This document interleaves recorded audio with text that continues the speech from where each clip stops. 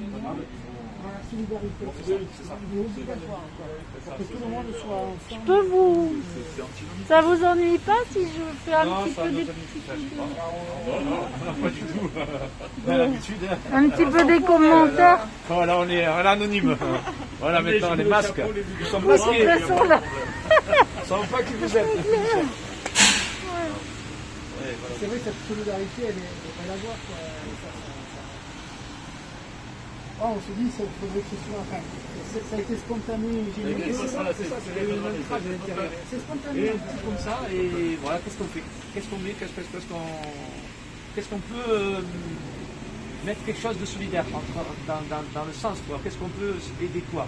Ben, il y avait des gens qui étaient en train de faire des banques d'alimentation, de conditionnement, le stockage, la livraison, déposer toute la marchandise que les gens ne venaient pas parce qu'ils étaient confinés. Donc ils allaient amener la marchandise chez eux.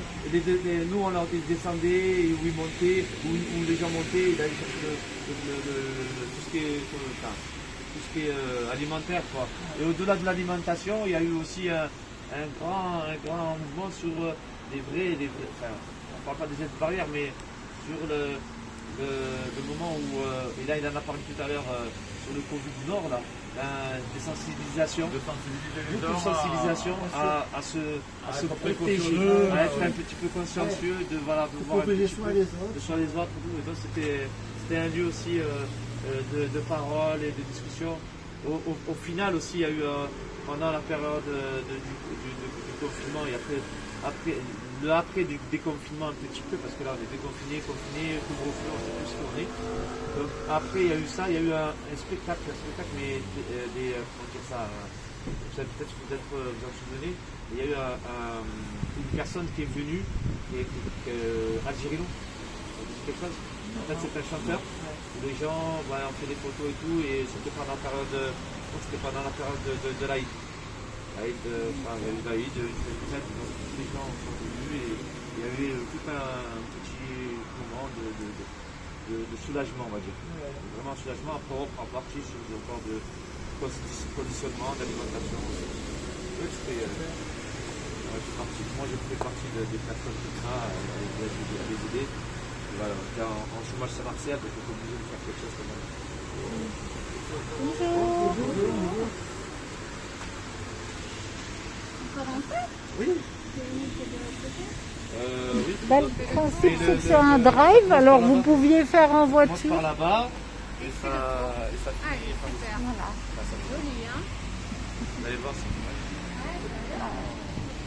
C'est les photographes. beau travail, hein. Il y a vraiment des fichiers, ça fait remémorer le moment C'est passé, quoi. qui s'est passé. C'est magnifique. Et Allez voir, vous allez voir. je t'ai demandé, toi tu étais au McDo tout le temps? Oui. Comment tu peux me dire ton prénom si tu Ahmed. veux dire? C'est pour Didac Rosses. Ouais, Ahmed, c'est Ahmed. Ouais, moi c'est Ahmed. D'accord. Et ouais, effectivement, moi j'étais aussi au McDo. Moi je suis passé, on va dire, par hasard. Par hasard, je suis passé parce que bon, je savais pas quoi faire. Enfin, je sais pas que je savais pas quoi faire, mais je suis passé par hasard. Et j'ai rencontré Salim, Salim Grapsi. Donc c'est lui qui m'a dit mais tu as une association toi à Fond Vert? Oui, j'ai dit oui, j'ai une association de locataires. Et il m'a dit Une association de Fond Vert, à Fond Vert, une association de locataires. à des locataires. Ouais, d'accord. voilà, et de la CLCV, la consommation. Donc du coup, il m'a demandé en fait, est-ce que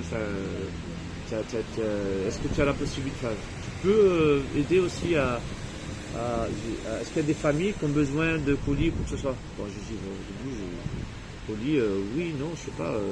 Et en fait, en faisant mon tour, on va dire, on a pu avec la plateforme aider entre 130 et 150 familles à Fond Vert. Il y a 406 locataires quand même, 406 appartements. On a aidé 130 à 150 familles à Fond Vert où on distribuait des colis alimentaires. C'était des familles qui n'avaient plus rien à manger à cause Alors, de au-delà l'inactivité. au-delà du plus rien à manger, c'est des familles qui avaient perdu leur travail À cause, à du, cause du confinement. du confinement. C'est des familles qui effectivement, les fins de mois étaient très très rudes, et qu'ils n'avaient plus quoi que ce soit à manger. Donc du coup, on a privilégié ces familles-là à ce contexte-là. Donc effectivement, on a fait 4 fois, pendant on distribuait les colis. Donc on récupérait les colis ici, dans le drive du McDonald's, et on allait les distribuer à fond vert, où les familles venaient une fois on les a distribués, non 2 fois on les a distribués à la maison directement, c'est-à-dire qu'ils restaient à la maison, que nous on leur donnait le colis à la maison directement, donc c'était une 80 familles déjà, et après ça a augmenté de plus belle jusqu'à 80 à 130, à 130 quoi. Donc on a eu des distribués après, où les familles descendaient, où ils nous donnaient un sac vide, et nous on leur donnait un sac plein. D'accord. Donc c'était vraiment un échange, mais en même temps on pouvait parler. C'est toi qui as mis en place cette organisation après, en te disant que c'était plus simple que de monter dans... Voilà, de monter et de descendre, c'était un peu le début. Le début, c'était moi avec notre personne de notre association aussi, qui a mené aussi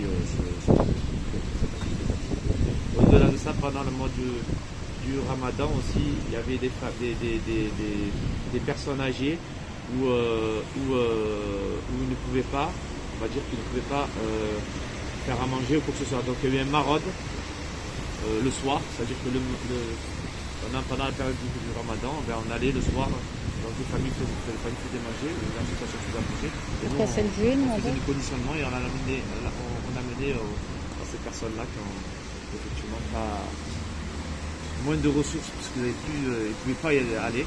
Ouais, même pas faire les attestations, c'était à la paquette, quoi. Et voilà, c'était un peu ça le. C'est-à-dire les attestations, ils ne pouvaient pas les remplir ou non, ils ne pouvaient pas les remplir. Voilà. Donc il fallait qu'on les remplisse nous. Et donc du coup, ils ont dit non, on ne peut pas, donc on reste préféré à la maison, ils mangent, ils ont le jeûne jusqu'au soir et on leur donne à manger. Et s'il n'y avait pas eu ça, qu'est-ce que tu penses qu'il se serait passé s'il n'y avait pas eu toute cette aide? Mais non,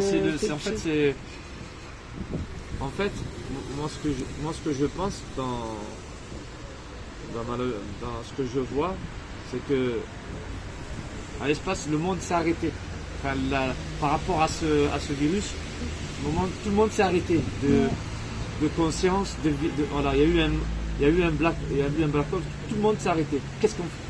Et effectivement, il y a eu, on va dire, une poignée de quelque chose qui a fait que, en saupoudre, ces gens qui se sont réveillés pour dire qu'est-ce qu'on fait. Et là, c'est pour ça qu'on a créé cette unité. Pour moi, c'est ce sentiment-là. Ça a créé une unité de n'importe quel corps de métier. Ouais. Tout corps de métier était là. Ici, tout le monde sur était la solidarité. la même enseigne, la solidarité. Le même mot, c'était solidarité. Qu'est-ce qu'on fait, solidarité? Et c'est ça qui nous a donné cette énergie. Parce qu'on n'aurait pas. Et voilà, il n'y aurait pas ce virus, on serait resté toujours dans le tatata, bababa, voilà, secours populaire, resto du cœur, nanana. Que là, il y a eu quelque chose, vraiment quelque chose où, qu'est-ce qu'on fait? Et là, ça a monté de plus belle, et ça fait que, merci beaucoup les gens du McDo. C'est important, au-delà du McDo, parce que c'est pas McDonald's France qui a fait ça. Non. C'est ce qu'il y a à l'intérieur. C'est le McDo occupé, hein, on rappelle. Non, c'est les gens. On rappelle que c'est pas le McDo France. Ah non. Hein, que c'est bien. Voilà, que c'est bien. C'est une plateforme qui a été occupée. Voilà. L'équipe, il y a Mohamed est là. Salam alaikum.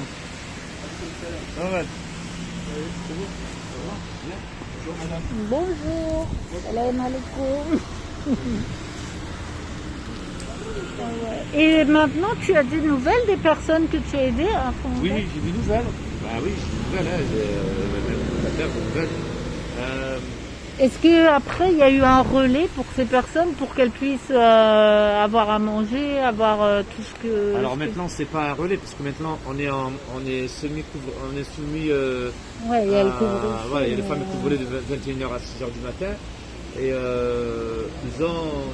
ils se sont un peu remis dans le cursus de voilà pour avoir de l'aide, pour aller peut-être plus populaire, pour avoir peut-être de l'aide. Parce que là, ils sont beaucoup plus, et c'est bravo pour eux, ils sont beaucoup plus sur le manquement de gens qui sont on va dire, ils sont, je sais pas, enfin, on va dire sans papier ou sans régularisation de papier ou voilà, ils sont beaucoup ils sont pas dans la régularisation, c'est-à-dire qu'ils sont pas là pour régulier les documents, les papiers. Ils sont là pour aider ces gens-là qu'ils viennent et qu'effectivement on ne leur donne pas la possibilité d'avoir quelques petites aides, on va dire. Ils sont là plutôt pour un petit souffle. Ils ne peuvent pas faire. Chacun une petite. Voilà. Ils ne peuvent pas faire voilà. Alors tu vas venir là, on va faire un document, on va aller faire on va aller manifester ou on va faire tout pour régulariser tes papiers. Non. C'est pas une grosse organisation. Voilà. C'est vraiment là pour un souffle ou que ce soit un souffle à terme petit ou un souffle à terme un petit peu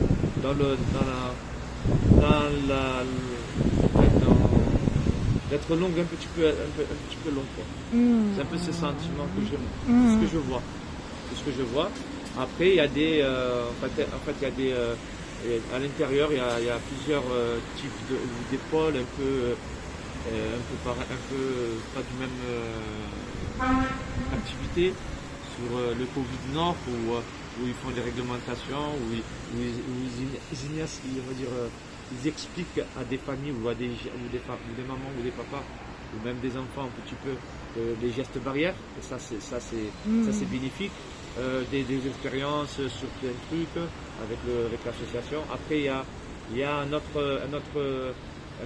pôle on va dire sur des mamans où ils sont là pour essayer de réintégrer, de voir comment on peut amener les familles. Après voilà, il y a des petits trucs, mais qui servent. C'est des petits trucs qui servent. Oui, l'histoire de récupérer du linge et plein de trucs pour les amener à l'Alpes Maritimes. C'est pour montrer que oui, effectivement, on a besoin de beaucoup de choses. On a besoin de familles, des gens qui ont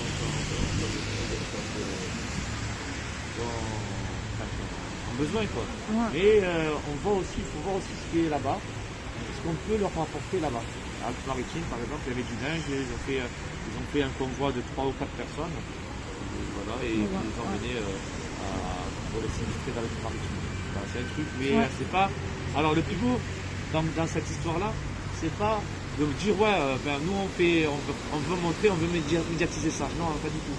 Ils sont là, c'est vraiment ils parlent du cœur et ils font ça pour les autres. Mais tu dis ils font, mais toi aussi tu étais actif. Oui, j'y suis, mais bon, j'y sors. Après moi voilà.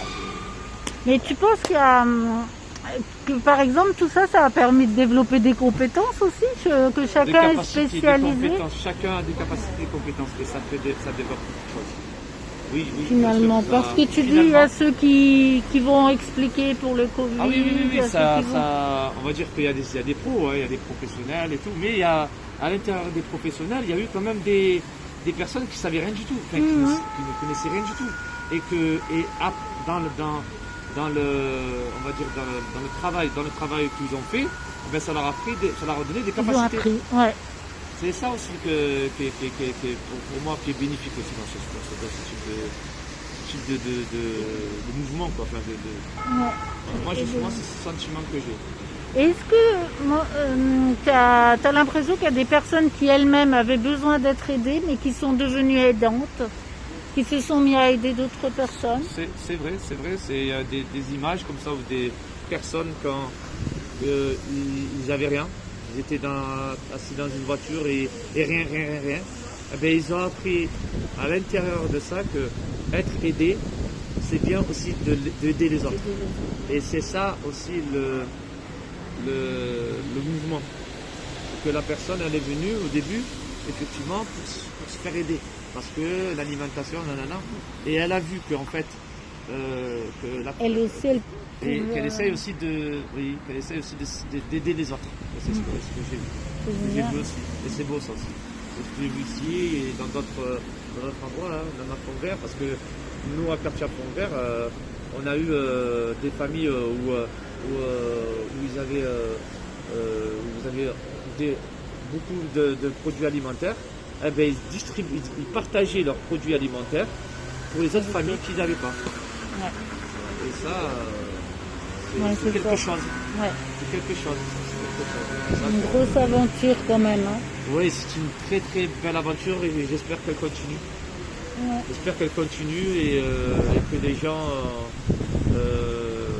voilà, que- Ouais, que la solidarité continue à Continue, la exister même solidarité. s'il Même n'y si, a bon, pas le confinement. non, même, voilà, non, même que les choses, voilà, parce qu'il y a eu quand même beaucoup, on va dire, il y a eu même beaucoup de gens, enfin des personnes où ils ont fait, comment dire ça, ils ont fait des dons, des gros dons énormes. Et c'est ces gens-là qu'il faut dire déjà merci. Et aussi, il faut leur montrer que ce qu'ils ont fait, ces gens-là, enfin, et qu'ils ont aidé et qu'ils ont fait le don, eh ben, il faut aussi qu'il y a une continuité. Ouais, On ne voilà. reste pas, ah ça y est, terminé, le Covid, nanana, ça y est, ils ont trouvé le vaccin, nanana, tatata, et qu'il n'y a plus rien. Quoi. Et là, c'est bon, on referme valise et on attend dans 10 ans, peut-être quand il va avoir la peste ou un autre truc, on va On va se mener. ressortir, On va ressortir nos outils. Non, il faut qu'il y ait de la continuité, il faut qu'il y ait encore cette continuité. Il faut qu'il y ait cette continuité et cette solidarité beaucoup plus avancée. Et sur l'unité des corps de métier. Toute l'unité. Et le moteur de ça pour que ça continue, c'est que ce serait quoi? Franchement, je sais pas. Franchement, je sais pas. J'ai pas d'idée quel moteur peut mener. Est-ce qu'il faut qu'il se passe à nouveau quelque chose ou tu penses Je qu'il sais pas. y a de véritables liens On est quand même. qui se sont créés?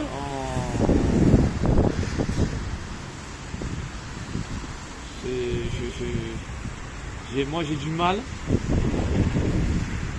Moi vraiment j'ai du mal parce que moi j'ai mes parents qui ont eu le Covid Ah ouais. et c'était choquant pour moi parce qu'ils sont rentrés pendant 3 semaines à l'hôpital. Et j'étais psychologiquement parlant, j'étais touché quoi. Et effectivement, moi, ça m'a fait un chaud au cœur quand des gens que je ne connaissais pas, ou ils m'ont, je sais pas comment ils ont fait ils ont eu mon téléphone, m'ont appelé, m'ont dit oui, on a su que tes parents ont eu le Covid, voilà, et j'ai eu un sentiment en même temps de peine parce que mes parents ont fait de la peine, mais en même temps de réconfort qu'il y a des gens que je connaissais pas, où là Qui il y se a eu sont une préoccupés. solidarité d'écoute, Ouais. et beaucoup plus écoute. C'est pas une question, voilà, je suis là, oui, ben on est là. Non, c'était l'écoute. C'était que la personne elle entendait ce que je disais. Prendre soin des autres Voilà, un petit pour peu. longtemps. Voilà, c'est beaucoup ça. Et donc moi je sais pas si le moteur, je sais pas où on peut. Je sais pas si ça va reconstruire, si notre virus qui arrive, on aurait autant de force que maintenant. Que là, toute cette énergie. Toi, tu plus. continues à aider quand même Oui, moi je les continue à aider. locataires Ouais, là-bas. voilà. Un peu moins parce que bon là je travaille. Là je travaille dans le confinement. Un peu moins. Mais de temps en temps je viens, je fais un petit coucou, je vois des personnes parce qu'on va faire des petits ateliers dans le quartier. Voilà, donc je suis là. Les ateliers de sensibilisation, avec Fatih, Yazid. Avec Yazid et tout, voilà. Ok. Donc là, je suis en train de mener, parce que il y a un cluster, on a un cluster sur le bâtiment C4, où beaucoup ont le cas de Covid, et j'aimerais bien qu'on puisse voir avec eux comment on peut faire sur les gestes barrières et tout, et comment on peut amener voilà. Parce qu'il y a aussi à l'intérieur du Covid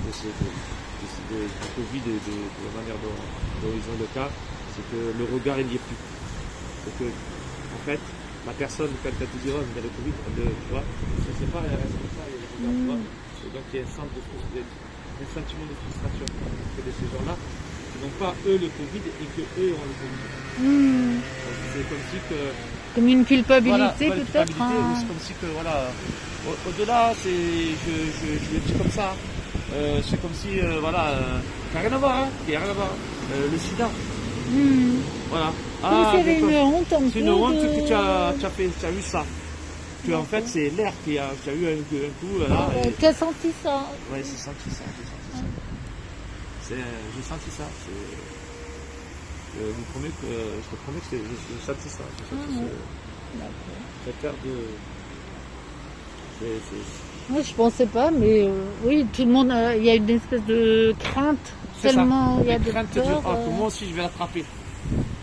Que moi aussi, même avec le masque, tu as le masque et tout, que moi aussi je vais attraper. Et un simple regard, avec un simple regard, et ça je l'ai vu, je le vois, avec un simple regard, c'est écarté. Et c'est ça que je veux, avec Yazid, casser ce truc. Non. C'est pas parce que tu as le Covid, pas parce que tu as, peut-être parce que tu es qu'on ne peut pas parler, qu'on ne peut pas communiquer. C'est ça. Donc là, ça fait une cassure. Et là, je veux reprendre la cassure et le remettre pour dire le Covid, c'est vrai, il existe. Il y a des gens qui sont positifs, il y a des gens qui sont négatifs, mais on vit toujours. Et voilà, puis il y a des protections. Communiquer. Parce que ta maladie, la maladie que tu as, tu peux pas le dire, mais voilà, et c'est comme un rhume, on va dire, entre parenthèses, il a une sensibilisation d'un rhume, mais voilà. Mais oui, tu peux en mourir, oui, bien sûr, tu peux en mourir, tu peux le faire attraper, on va dire, parce que il y a une distanciation de sécurité à respecter, mais tu peux communiquer. Et le sentiment, c'est que il y a des gens qui sont... Ah ouais. C'est horrible, hein. Tu as le Covid, on ne parle pas. Et ça, c'est pas. Et moi, je veux casser ça. C'est pour ça qu'avec Yazid, je suis en train de parler avec comme ça. Comment on peut le formuler, comment on peut le mettre pour pas faire choquer les gens, mais en même temps pour dire que, attendez, voilà, exactement, oui, il faut se laver les mains, nanana. Oui, c'est un fait, mais la personne, c'est le Covid, on fait quoi? On la laisse de côté. On ne fait pas une campagne de sensibilisation que la personne qui a le Covid, qu'est-ce qu'elle fait? Allez, elle est dans une semaine, elle est confinée à la maison et elle ne dit rien, elle fait rien, elle est à la maison dans sa chambre pendant une semaine. Elle ne fait rien. Qu'est-ce qu'on peut amener pour que la communication existe encore? Et on a plein de moyens de communication. Internet, téléphone, même là, la personne qui est en face, qui a le Covid, et ça. En plus, vous êtes à la maison. C'est vraiment important d'ajouter cette dimension-là même dans les ateliers. La dimension de choc, effectivement, que la personne a le Covid, mais la personne, si elle a le Covid, qu'est-ce qu'on fait? On reste comme ça, on la laisse sur un bas de côté et on dit, voilà, tu attends une semaine et après on verra si c'est plus le Covid. Non. Cette semaine-là, qu'est-ce qu'elle fait? Qu'est-ce qu'elle met? Qu'est-ce qu'elle peut communiquer? Qu'est-ce qu'elle peut faire? Si elle n'est pas atteinte, si elle est pas, parce qu'il y a plusieurs asymptomatiques et symptomatiques et la personne qui a peut-être 80% ou vraiment des problèmes et qu'elle doit être animée ou malade, moi voilà. Donc il faut pas. Moi j'ai mon frère, il a eu le Covid aussi. J'ai eu un frère à moi aussi qui a eu le Covid. Il habite à Vaison-la-Romaine. J'ai pas pu le voir. J'ai pas pu le voir. Bon, il a eu quand même une embolie pulmonaire. Il n'a pas été en réanimation. Il a un sous-traitement. Bon, maintenant il est sorti parce que maintenant ils disent, ils ont fait des tests, maintenant il est négatif, il a plus de Covid, bon, mais bon, quand même, il a eu des petites séquelles. Mais j'ai dit, mais attends, la semaine prochaine, je viens te voir. Mais je viens te voir. Bah oui, il faut pas. Même avec un masque, mais je viens voir mon frère. C'est ça que les choses. Mais c'était ça aussi, pendant le truc, toutes ces personnes qui se sont retrouvées totalement isolées, c'était terrible. Mais attends, je l'aurais vu. Je pense qu'il y a des vieux qui... Ah, mais ça tape dans le système, ça, ces trucs-là, c'est clair. Je te promets que ça Des gens qui sont dans des Écoutez. tout petits apparts et puis qui Voilà, ne ils peuvent sont là, pas ils- sortir qu'est-ce qu'on a et fait tout On est seuls. confinés. Là, on va chercher notre père et j'ai peur que je vais l'attraper et je descends les escaliers pour aller avoir ma petite boulangerie et je peux pas monter parce que tout ça c'est. Donc c'est vrai qu'il y a cette. La ce dimension moment- un petit peu psychologique, un peu Oui, tout oui, ça oui, aussi, mais pas. Enfin, oui, il y a une dimension psychologique. Mais à l'intérieur de ce qui s'est passé. de cet atelier, on voudrait intégrer, ce que j'aimerais bien faire avec Yazid, intégrer cet aspect un atelier en même temps, de dire qu'est-ce qu'on fait si on a le Covid. Ouais, parce que l'atelier, j'ai participé à la moitié de temps, mais c'est vrai qu'il n'y a pas cette dimension sur le relationnel. Le relationnel. Voilà. Il y a beaucoup la dimension de dire non, je fais ça, non, fais ça laver les mains, non, attention, quand tu es intervenu, si tu as 6 mètres de trucs, Ouais, ouais.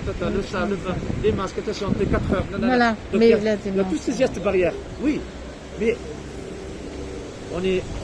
Et ouais. On est. Un jour, voilà, je lève le masque comme ça. Ça y est, je touche. Mais oui, mais c'est ça. Oui, non, mais il suffit de pas grand-chose aussi. Rien. Et voilà, et qu'est-ce qu'on fait? À partir de là, qu'est-ce qu'on met? Quelle est la relation? Qu'est-ce que ça pourrait nous donner, la relation entre ce qu'on va faire après?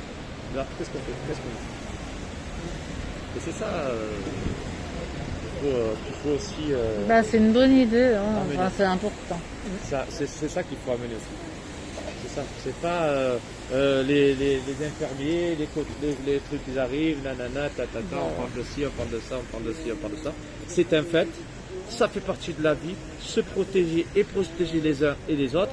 Mais qu'est-ce qui arrive quand la personne est Atteinte, du Covid? Qu'est-ce qu'on met? Qu'est-ce qu'on peut faire pour que ça arrive, de fait, mais qu'est-ce qu'on fait pour que